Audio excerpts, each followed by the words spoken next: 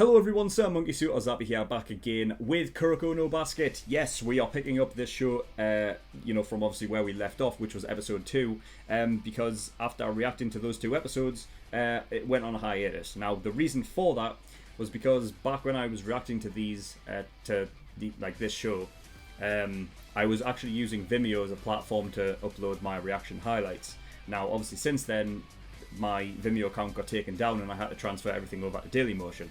The reason for the Vimeo sort of account being taken down and everything was obviously tied with the whole Kuroko no Basket and the Yowamushi Pedal reactions as well. Like, they both got flagged for copyright, so they had a hand in it, and so I sort of just had to put them on hiatus until I figured out a way that I could continue doing it. So that's why we're picking it up now. I mean, I did tell myself, I didn't officially say it on a video or anything like that, but I was going to continue Kuroko no Basket after I finish Haikyuu. Now, obviously Haikyuu hasn't finished yet. There's still the second half of season 4 that's going to be coming, but that's been delayed. So originally that was going to come out in July. I think it's been delayed back again, so I don't know when that's officially going to come out. But when it does come back, it doesn't mean that I'm going to stop doing Kuroko no Basket and then do Haikyuu until that finishes. I'll just be doing them at the same time. All right, so you don't have to worry about that. So yeah, I'm going to try and obviously pick this up again and get the reactions to a place where they can stay up and everything like that. So I'm going to try Dailymotion. All right, so the link will be in the description to go to that. It'll take you to my website, and obviously it'll be using the Dailymotion player. However, since it obviously got copyright flagged on Vimeo, I wouldn't be surprised if it could get taken down on Dailymotion as well. So if that does happen, there's other options that I can go and use. So obviously BitChute is one of them, even though I don't really like BitChute because the uploading and processing times is terrible. You know what I mean? But at least the videos don't get taken down on there. There's also the possibility that I might go the Haikyuu route and basically just put it in the corner here on YouTube. It'll just be transparent. So there is that. Although that can also be taken down for copyright due to the sound and everything like that. But we'll see. We'll have options. There's also Mega that I could possibly use. But yeah, I mean, we'll see. We'll see what happens. But I am excited to get back into reacting to this show because if I remember the first 2 episodes, I was really liking the look of it anyway, and also the sound of it as well. Because if I recall, the music was really, really awesome. I was really enjoying the music in the show, and also just the fact of how we're setting the whole sort of story up right now with the generation of miracles and everything like that, and that they were the prodigies that started off obviously in middle school, so Teiko Middle School, and then there was the 6th kid who was Kuroko, who's essentially he's the Phantom guy, so they all went off to their separate high schools, and obviously it's going to be a thing where they all come back and face off against each other. And it's going to be great. It's going to be fun, and the thing that's sort of interesting about it is that they're not going it feels like they're not going the more realistic route that Haikyuu did. It seems like there's this whole thing of because Kuroko, as an example, he's got this weird thing about him that people just don't realize he's there. Even though he's just, there's no reason why you shouldn't be able to see him, but he has this weird ability where he just kind of disappears into the background. And then we've seen Kisei as well, which was the first one that we've come across, because his high school, Kaijo, or was it Keijo? Either way, they are at Seirin High School right now. I can't recall if it was because they were coming for a practice match or not, which I hope that is the case because I would like to see it. But I mean, we've already had a one-on-one with Kisei and Kagami, and Kisei kind of destroyed him in that one-on-one, because he uses this whole thing of imitation. So he can basically copy somebody just like that. He sees what he sees, and he can basically just copy it to a T. So obviously he took that from Kagami when he was looking at him, do his moves and everything like that. But yeah, so there's going to be a sort of interesting ability sort of thing that's ingrained in some of the characters that all have their individual abilities. I'm sure the likes of all of them, the Generation of Miracles, all have something that makes them like makes them stand out. They all have their individual abilities, right? I'm sure that'll be the case. So yeah, it's going to be interesting to see what happens. But yeah, I mean, Kisei said that he was the worst of the bunch. I think there was something with like experience as well, like how he came in like a bit later or something, like that. So he claimed himself to be the worst of the bunch. So I mean, I guess it makes sense story-wise that he would be the first person like we come up against them, like the first opponent. But yeah, I mean, Kagami's loving it. He didn't think he would get this, face off against one so soon, and he's loving the idea of the challenge. So yeah, I'm excited because I'm like really liking the idea of sports anime right now. You know what I mean? Like I remember before watching Haikyuu, I wasn't sure how I was going to feel about sports anime, but in all of these shows that I've watched, Haikyuu, Kuroko no Basket, the first 2 episodes, and then Yowamushi Pedal, I think I watched about 20 episodes or something. Obviously, I'll pick that back up again after Kuroko no Basket. Yeah, they're all like, I'm really enjoying them, because it's got this just like, I don't know, like it's like always at the forefront of just like wanting to do better, and it's just practice and practice and practice, and it's just like it seems to be always hype. So I'm very excited. So yeah, I don't think there's anything else to really talk about. So I think we're just gonna get in episode 3 and see what we get. So yeah. Obviously, since right now, as of recording this, I don't know how Kuroko's going to go down on the likes of Daily Motion or anything like that. That's what I'm going to try first. So the link to the actual reaction will be in the description. However, it may take you to a different place depending on what happens. Like, I'm going to try Daily Motion, so the link down there should take you to my website, and it'll just be, using the Daily Motion player. If that doesn't work, then I might try doing like Mega or something like that. Then obviously the idea of like either BitChute or putting it transparent in the corner. It could be fucking anything, right? I mean, if it's in the corner transparent, then the likelihood is that I'd have to re-upload it, obviously. But I don't know. We'll see what happens. But yeah, the link should really be in the description below. So, if you do want to go actually watch the reaction highlights to episode 3, then the link is down there. There'll also be a link to the full length as well. If you do want to watch it in full, then it'll take you to my Patreon page and everything, and then you can, feel free to do that if you wish.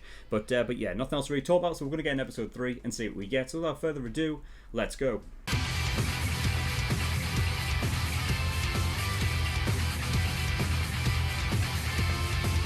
Okay, episode 3. Right, so yeah, we did actually end up getting a practice match, and I thought it was the other way around. I thought it was Kaijo coming to Serene, but it seems like it was like the other way around. Oh, I guess they came to Serene, and then the next day, it was Serene that went over to Kaijo to have this practice match that they were intending on only having being played on like half a court because the Kaijo coach had figured that, well, we're just clearly going to absolutely decimate you anyway. There's no point wasting this match on a full court when we can have the other, the other half and other players and whatnot, like practicing like their own things on the other court. But yeah, that quickly turned into basically nothing. Anyway, they ended up playing on the full court because Kagami broke off the hoop. Well, I mean, what do you expect? I mean, the fact that it was like half a court, the actual like backboards and whatnot. I think they said it was like a rusty nail or something. So it was not surprising that it broke off. But yeah, I mean, where the basically the backboard and the hoop and everything like that, all the like attached to, it's not going to be nearly as good or strong as the full court hoops and everything. So yeah, but yeah, so the coach even wasn't going to let Kisei play either because they figured like, I can do without him. There's no point like possibly risking him through injury or anything like that. And yeah, and again, that was like quickly. I wasn't expecting it to be that quick. Like just after like the first point, Kagami tears off the hoop. They switch to the full court, and then it's like, all right, well, fine, we'll put him on then. Like, because I would be thinking like in the coach's mind, he would be thinking, well, it's only 1 point. Like my team surely can they can come back and not have to worry about that 1 point. But yeah, I guess he was on and he just put him on. But yeah, they were talking about how they were a nationally strong team. So this is like that's kind of nuts straight off the bat, because when and like, I apologize, but I'm just gonna have to keep bringing like Haikyuu, because the obviously similarities in the way that the sports work in high school, I suppose. That they are a nationally strong team, meaning that they like it's not just a prefectural thing, but they are strong nationally. You know, and the fact that we're coming up against this team immediately. I mean, it's episode 3 for fuck's sake. You know, I mean, I guess it could be a thing of, because in Haikyuu they tend to like they show a lot of teams, like, you know what I mean, like teams that are only strong prefecturally, but not pretty much nowhere near in terms of national strength. And then even ones that barely even get a look in. So, you know, but it seems as though, I guess with Kuroko, they're going to be focusing primarily around the Generation of Miracles and their teams, and not necessarily like other teams that don't feature any of these characters. You know, so we'll see what happens with that. But I guess that may be I guess obviously like a different sort of storytelling technique to Haikyuu's, where like, you know, I feel like it could be a case of with Kuroko, it could be the matches are longer, you know, and you get like, you know, it's more of a sort of intimate relationship between the characters and the opposition's characters, as opposed to it being team versus team. Because I mean, with Haikyuu, it's all about the team, right? It's not individual play. Whereas it seems like with this, the focus is a hell of a lot more higher on individual play, which I feel like basketball is anyway. Like, that makes sense, I think, on the difference of like in the sports, because basketball can be essentially like won and lost with just like one player having that, like, just being way above like everybody else, and essentially like they can carry the team a lot more than what like a match of volleyball would be. You know, so it's it's definitely going to be interesting. It does like kind of, I don't know, I'm going to reserve like my sort of judgment on the other characters in the team, which did I write down? Because there's the one guy with the, I think he's the captain, the guy with the glasses, right? Like, basically I was wondering if it was going to be a bit sort of like, even though the characters like will be on the court playing, I wonder if they're just going to be like very, maybe kind of put to the side for the main event characters kind of thing, you know, like Kagami and Kuroko, and, you know, and the likes of like Kisei and whatnot. And the other ones like maybe don't get a look in, but we'll see what happens, because yeah, I mean, even Kisei talked about it in this episode about how, like, you know, it's not about that sort of team aspect, but even like our team, like individually, we're all just physically you know, stronger than you. And he talks about, like, you know, the fact of like it's not about what they're thinking with, like, you know, their whole team play, but more like, you know, like, I'm good enough on my own, you know what I mean? But the rest of my team are just as good enough, like, on their own as well. You know, so it's gonna be interesting to see these matches, like to see these matchups and everything. But yeah, so yeah, I talked about in the episode as well, is that like the music's so hard hitting, like it's very. It seems like it really fits the style, I think, especially like with the sport being very, because it's very like, basketball's like very sort of impact heavy, and even like the likes of like, it seems like the music with the hard hitting sort of like beats and everything, like it just fits the style of play for basketball, I think, because like with the basketball obviously being, you know, bounced off the court and everything, like you're hearing that impact like all the time. You know, so it's very like sort of like loud sport in it. So I think it really just fits well, and it's cool. I really like the music in this show.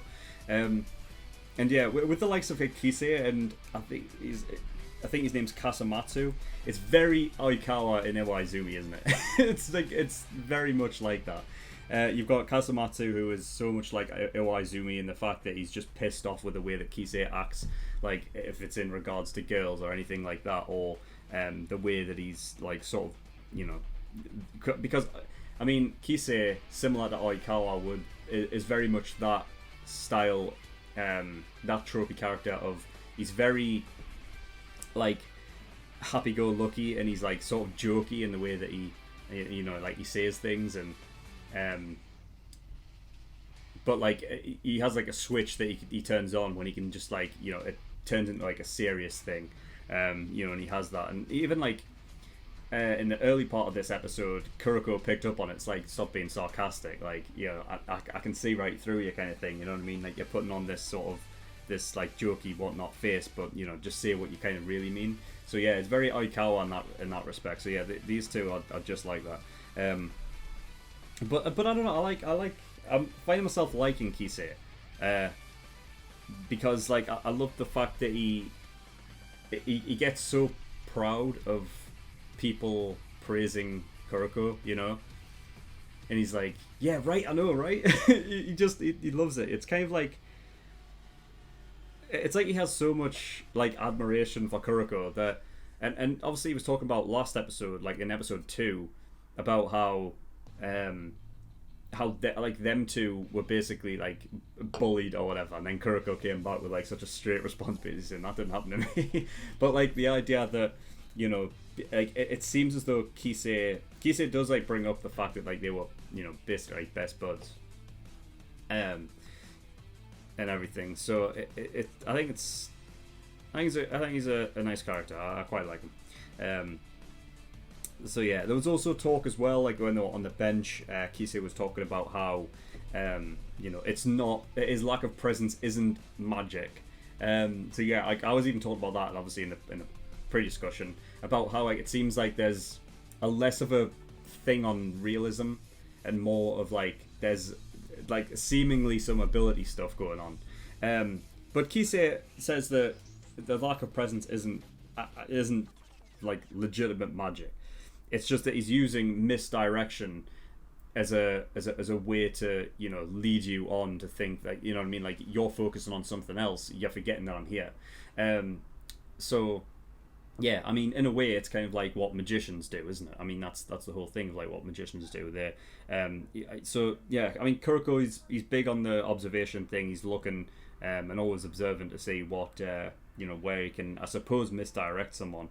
But I mean, the only thing that I would say is that like, even though it's not magic, I feel like it is being helped by the, like it's being pushed by the the animation and because at the end of the day you don't have to draw them, and you can just have the characters act like they don't know where he is. Like for example, when Kuroko, because this is the thing, Kuroko doesn't really have the ball at all. He rarely even has it. The only time we even saw it was at the beginning there of the match when they were on the half court, right?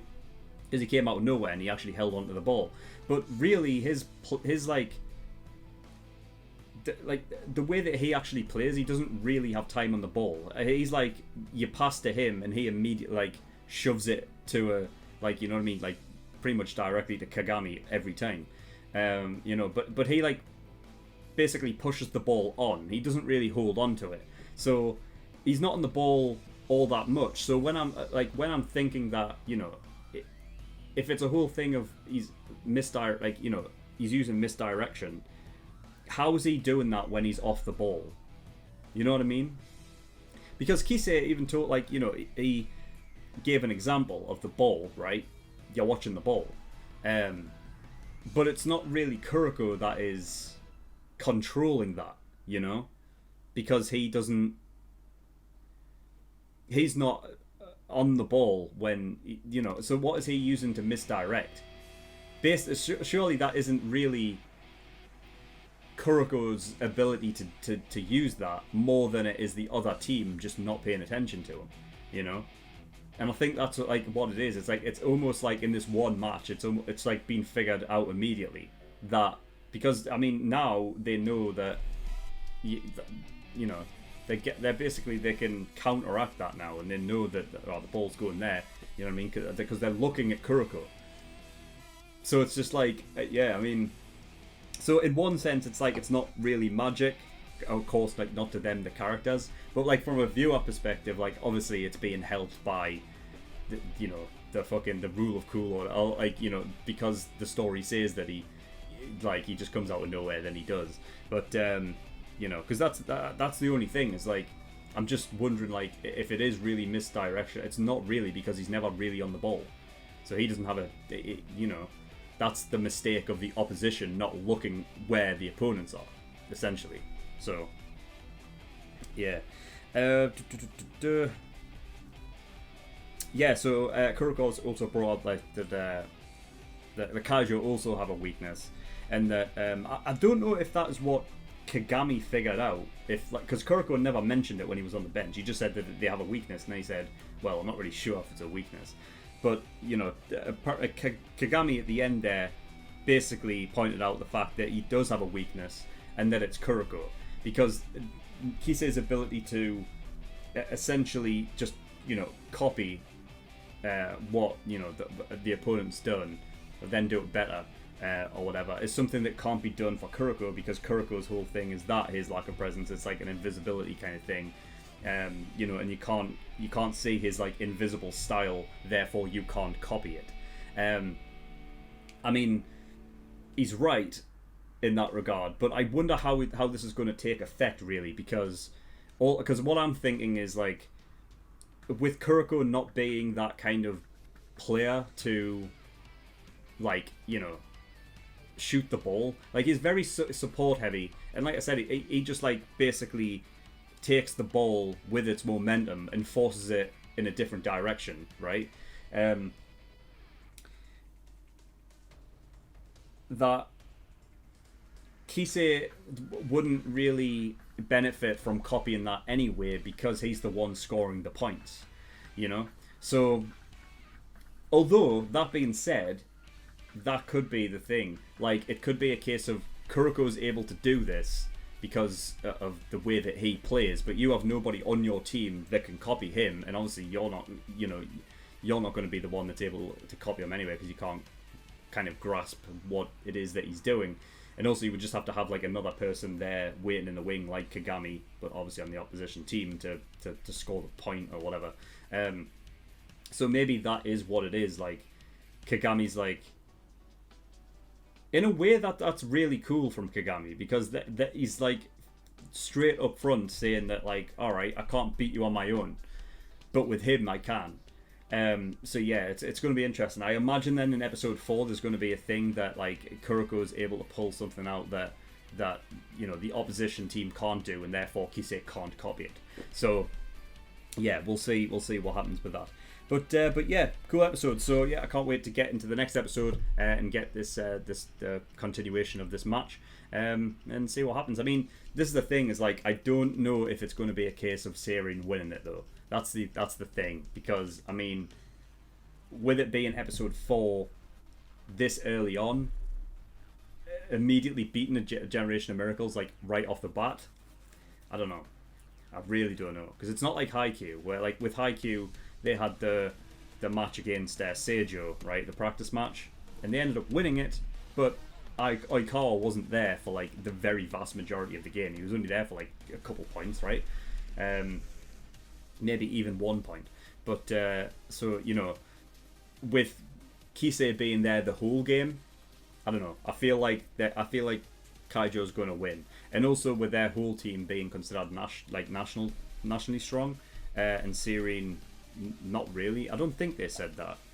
Did I write that down? And it said, yeah. So it says Seirin High are a new school, but they actually reached the finals of something, like an inter high or something like that. I just wrote down Seirin High, new school, reached the finals. So I guess they are somewhat like team wise actually fairly decent, but nationally strong, I don't know.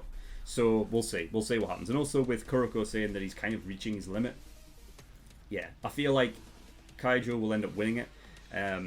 You know, but next episode we may see like a time where they actually do end up maybe taking the lead and catching Kisei and whatnot off guard. But we'll see.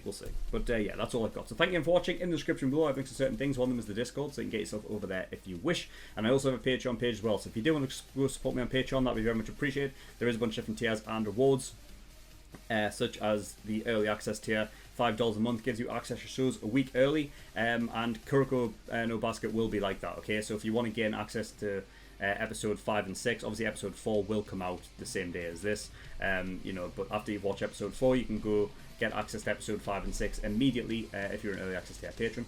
There's also full length tier there for $10 a month if you want to watch any of these episodes in full and not just the 10-minute version, then you can do. And there's also other tiers where you can pay to have a show reacted to as well. So if you want me to react to a show, go have a look at those tiers and see what they offer. But that's all I've got. So thank you for watching. I'll see you all next time. Bye bye.